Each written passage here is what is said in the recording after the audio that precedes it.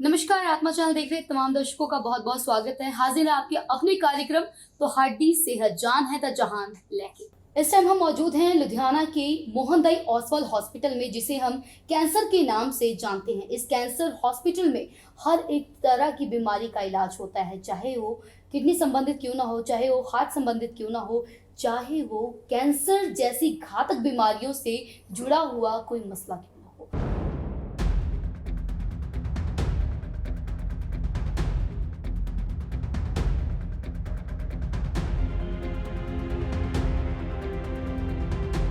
तो आज के कार्यक्रम में हम बात करेंगे बेसिकली ब्रेस्ट फीडिंग की।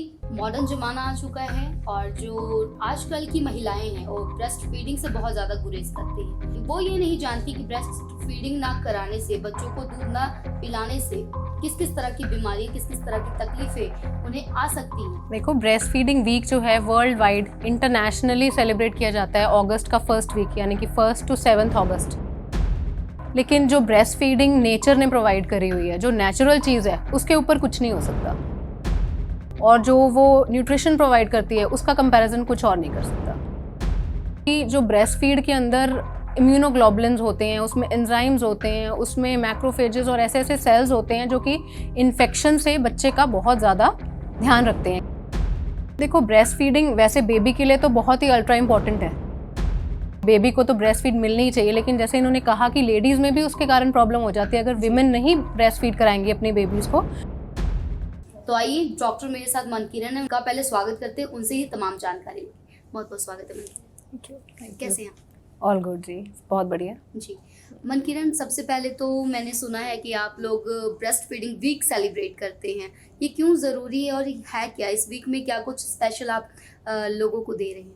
देखो, ब्रेस्ट फीडिंग वीक जो है वर्ल्ड वाइड इंटरनेशनली सेलिब्रेट किया जाता है अगस्त का फर्स्ट वीक, यानी कि 1 to 7 अगस्त।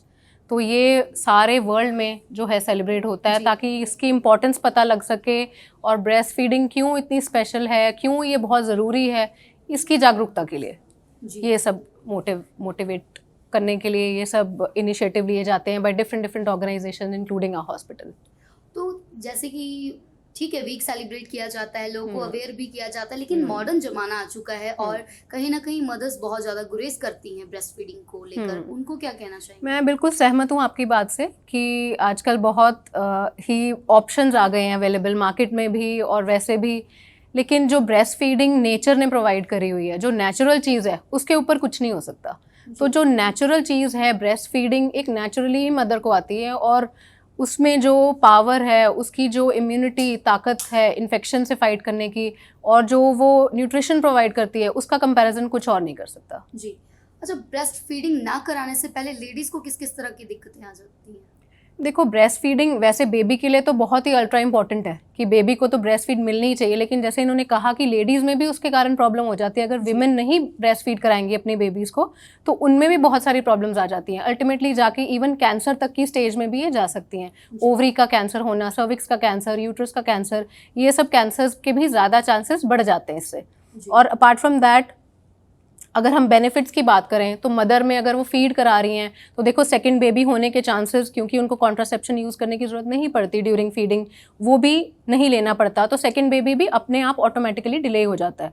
सेकेंडली, उनका जो वेट लॉस है वो नेचुरली वेट लॉस हो जाता है एंड आपका ब्रेस्ट कंडीशन भी जो नॉर्मल है वो नेचुरली मेंटेन रहती है। जी, बच्चों को ब्रेस्ट फीडिंग क्यों बहुत ज़्यादा ज़रूरी है? क्योंकि पुराने टाइम में कहा जाता था कि बच्चों के लिए माँ का दूध उतना ही अनमोल है जितना लक्ष्मण के लिए संजीवनी थी। बहुत अच्छा कहा आपने। और ये बात इसीलिए ढुकती है क्योंकि जो ब्रेस्ट फीड के अंदर इम्यूनोग्लोबुलिन्स होते हैं, उसमें एंजाइम्स होते हैं, उसमें मैक्रोफेजेस और ऐसे ऐसे सेल्स होते हैं जो कि इन्फेक्शन से बच्चे का बहुत ज़्यादा ध्यान रखते हैं कि किसी तरह से इन्फेक्शन, जैसे नॉर्मली हम देखें अगर ब्रेस्ट फीड नहीं तो मदर्स चम्मच से या बॉटल से फीड कराती हैं, तो उन बेबीज़ के कंपैरिजन में देखा गया है कि 14 गुना कम चांस होता है ब्रेस्ट फीड करते हुए बच्चे को एक दस्त होने का।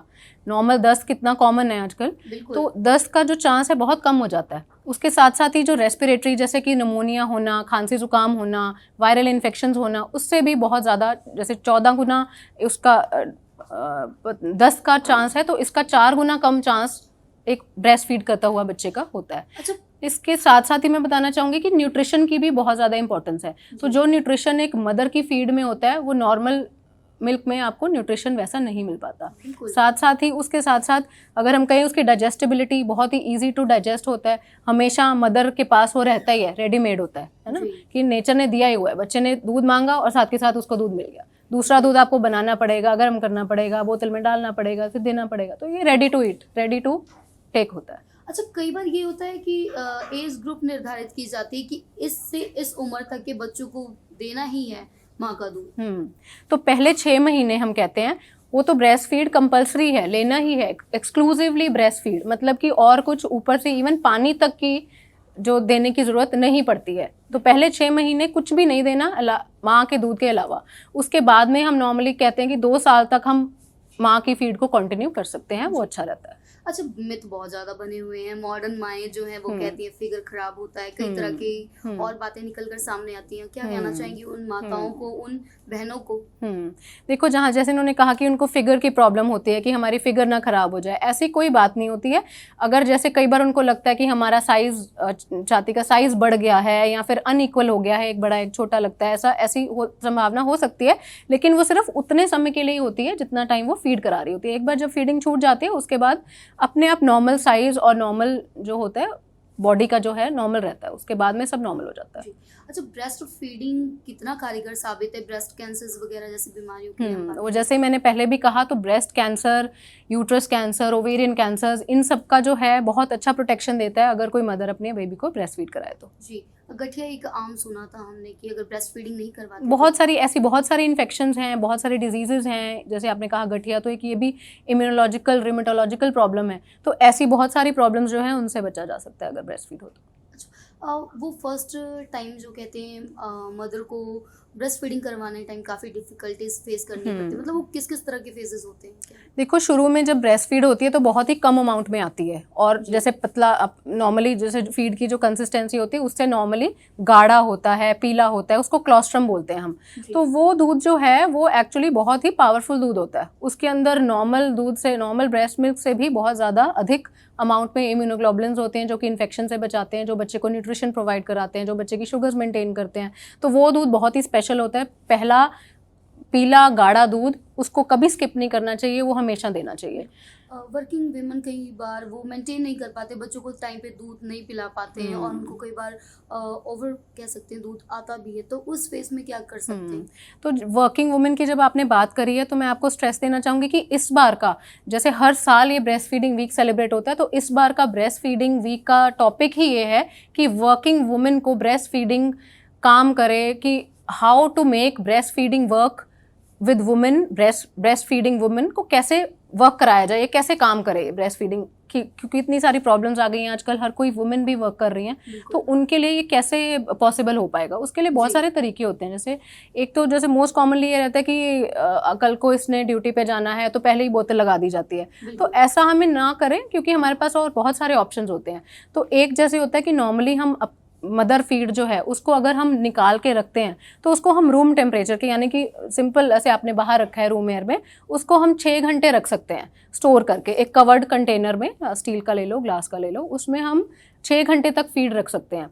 फ्रिज की बात करें, नॉर्मल रेफ्रिजरेटर 24 घंटे वो दूध चल सकता है। ऐसे ही अगर हम फ्रीज़र में स्टोर करें तो 3 महीने तक वो दूध हम रख सकते हैं।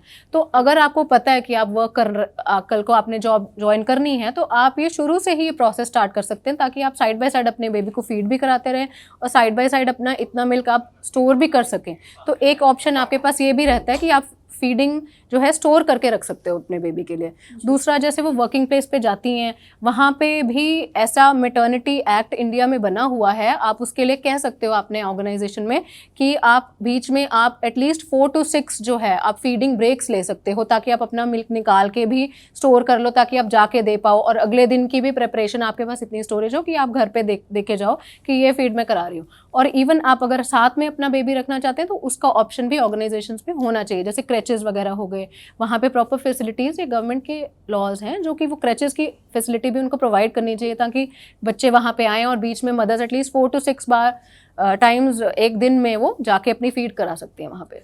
अच्छा, समटाइम ये भी देखा जाता है कि मदर ठीक है एग्री करती हैं कि मैं ब्रेस्ट फीडिंग के लिए तैयार हूँ, बट कहीं ना कहीं उनको मिल्क प्रोसेसिंग जो है उनकी सही नहीं हो पाती है, उस टाइम में दूध हाँ, सही तो नहीं मेन प्रॉब्लम काफ़ी ये आती है कि दूध उतना नहीं बना, दूध बनता नहीं है, दूध कम बनता है, ठीक है। तो सबसे पहले हम वो स्टार्ट ही गलत कर लेते हैं। जब भी बेबी का बर्थ होता है हमें उसी time skin to skin contact करना चाहिए, यानी कि मदर की छाती पे बेबी को टच करवाना चाहिए, मतलब बेबी की स्किन और मदर की स्किन दोनों कांटेक्ट में आए।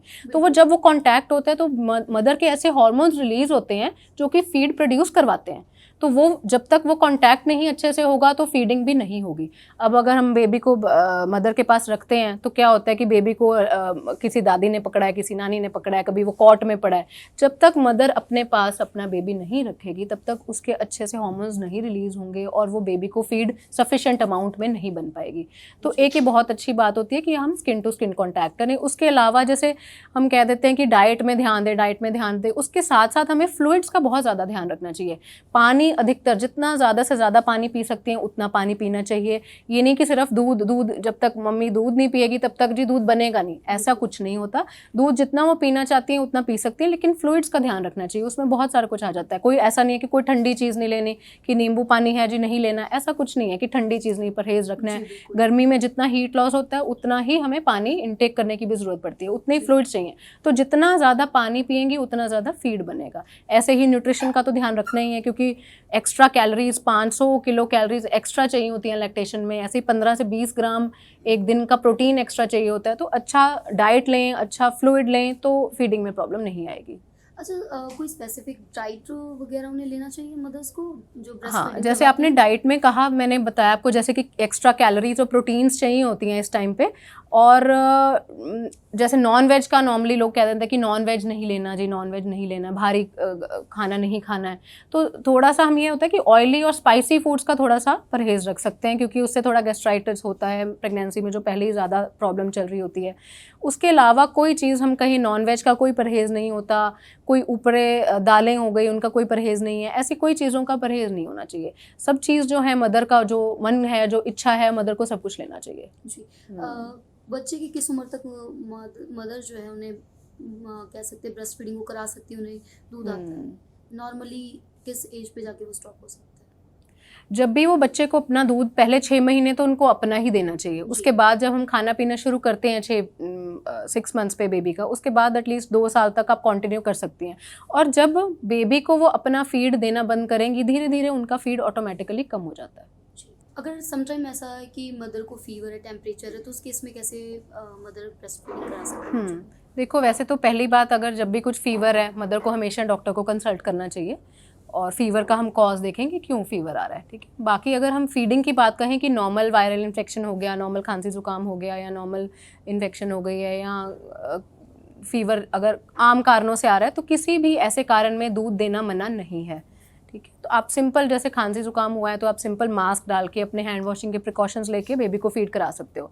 बहुत ही कम ऐसी कंडीशंस हैं जिसके अंदर ब्रेस्ट फीडिंग मना करते हैं, वो भी डॉक्टर्स की कंसल्ट के बाद। जैसे कुछ ऐसी इन्फेक्शंस है, कभी किसी मदर को कोई कीमोथेरेपी चल रही है, कैंसर का ट्रीटमेंट चल रहा है उनका, या HIV की कुछ कंडीशंस में, उनमें भी, सब में नहीं, उनकी कुछ कंडीशंस में अगर डॉक्टर कहें तो, या फिर किसी को TB है और जस्ट डायग्नोज ही हुई है, अभी TB का ट्रीटमेंट भी शुरू नहीं हुआ है, एक्टिव TB बोलते हैं, तो ऐसी ही कुछ 2-3 कंडीशंस के अलावा बाकी किसी भी कंडीशन में ब्रेस्ट फीड देना जो है मना नहीं है, दे सकते हैं। बच्चे अगर मान लीजिए उन्हें जॉन्डिस है या कोई इन्फेक्शन है, वायरल इन्फेक्शन है उन्हें, तो उस केस में क्या ब्रेस्ट फीडिंग को रोकना चाहिए या नहीं? देखो, जॉन्डिस का अगर हम कहें कारण ही ये है कि ब्रेस्ट फीड अच्छे से नहीं हो पाती है, इनसफिशिएंट। ब्रेस्ट फीड कम मात्रा में जब होती है तभी वो बच्चे को जॉन्डिस का ज़्यादा चांसेस हो जाते हैं। तो ब्रेस्ट फीडिंग वाले बेबी को तो वैसे ही हमें ज़्यादा फीडिंग करानी चाहिए। तो ऐसा कुछ नहीं कि जॉन्डिस है तो हम फीड नहीं कराएंगे या फीड नहीं देंगे, तो बिल्कुल मदर की फीड कंटिन्यू कर सकते हैं।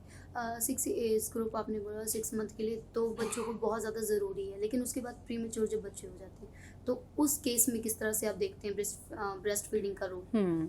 देखो, प्रीमेच्योर बेबीज़ जो टाइम से पहले हो जाते हैं, 9 महीने पूरे नहीं हुए अभी और बेबी पहले ही हो जाते हैं, तो उनकी केयर वैसे भी हम नर्सरी और NICU के अंदर करते हैं। तो उन बेबीज़ के अंदर हम नॉर्मल पाइप होती है जो पेट नली होती है, जो नाक या मुंह के अंदर से जाके पेट में जाती है, तो वो फीड, जो मदर फीड जो है अपनी एक्सप्रेस करके देती हैं। तो ऐसे ब्रेस्ट पंप्स आते हैं मार्केट में काफ़ी कॉमनली अवेलेबल है, वो ब्रेस्ट पम्प का यूज़ करके अपनी फीड निकाल सकती हैं। वो बॉटल कंटेनर के अंदर फीड निकाल के फिर वो फीड जो है वो पाइप से बच्चे के पेट में जा सकती है। तो ऐसा नहीं है, इवन प्री टर्म बेबीज़ को ब्रेस्ट फीड देनी चाहिए और ज़्यादा देनी चाहिए, क्योंकि उनमें और ही ज़्यादा पोटेंशियल नहीं है इन्फेक्शंस लड़ने के लिए। तो उनको और ज़्यादा ब्रेस्ट फीड ज़रूरी है, ज़रूरी तौर से ब्रेस्ट फीड ही देनी चाहिए उनको। अच्छा, किस किस तरह के केसेस अब आप देख रहे हैं, क्योंकि मॉडर्न मम्मीज़ जो हैं बहुत ज़्यादा अवॉइड करने लगे हैं ब्रेस्ट फीडिंग को, वो किस किस तरह के तरीके अपनाने लगे हैं अपने बच्चों को फीड करने के? देखो, नॉर्मली आजकल बॉटल फीडिंग तो हमें सबको पता ही है कि बॉटल फीडिंग सब इवन सासू माँ भी यही बोल देते हैं कि ये ले बोतल और ये दूध पिला दे इसको, है ना। कॉमनली तो ये है ही तरीका कि हम बोतल दे देते हैं। अभी बच्चे घर पहुंचा ही होता है और बोतल हम मुंह में लगा देते हैं। तो वही एक सोर्स है जो कि इन्फेक्शंस और एलर्जीज़ का सोर्स जो है। ऊपरी दूध जो हम कह देते हैं, गाय मिल्क कोई दे रहा है, कोई फार्मूला मिल्क दे रहा है, कोई डिब्बे वाले दूध दे रहे हैं। अलग अलग तरह के फार्मूलाज मार्केट में अवेलेबल है, बट हमारी तरफ से कोई भी प्रिस्क्राइब नहीं है। लेकिन सोशली कहीं ना कहीं कहते हैं कि माइंड वॉश कुछ ज़्यादा ही कर दिया गया है आजकल की औरतों का, लेडीज़ का और गर्ल्स का।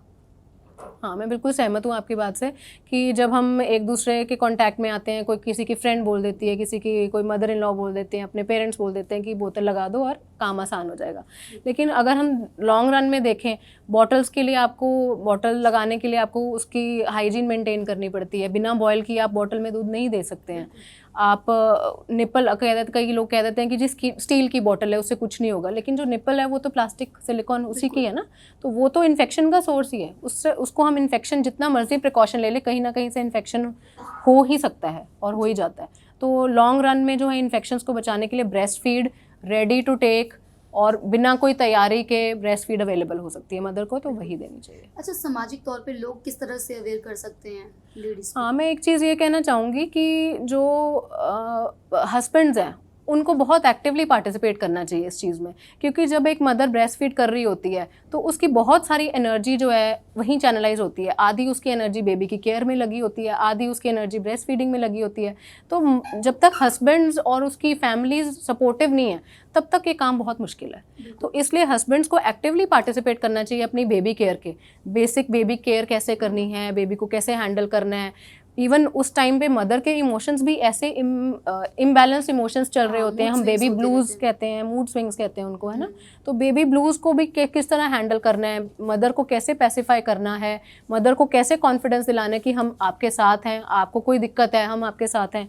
ऐसे ही सपोर्ट फैमिली की, हस्बैंड की, फ्रेंड्स की होगी तो मुझे नहीं लगता ब्रेस्ट फीडिंग में कोई भी दिक्कत होगी। बिल्कुल। अच्छा, डॉक्टर तो कंट्रीब्यूट कर ही रहे हैं 110%, बट कहीं ना कहीं कमी आम लोगों की तरफ से आ रही है, मॉडर्न जमाने की तरफ से आ रही है, और मीडिया किस तरह से रोल अपना किरदार निभा सकता है इस चीज़ में? मुझे लगता है जितनी जैसे आप अवेयरनेस कर रहे हो बहुत ही अच्छी बात है ये। इसी तरह अगर सब जगह पे, सब घर घर ये बात पहुंचाई जाए कि ब्रेस्ट फीड के अलावा कुछ ना दें, और इसकी इंपॉर्टेंस तो सब जानते ही हैं, लेकिन सपोर्ट उसके साथ साथ भी सबकी जो है मिले, तो आई थिंक ये काम मुश्किल नहीं है। बिल्कुल। बहुत बहुत शुक्रिया। Thank you, thank you.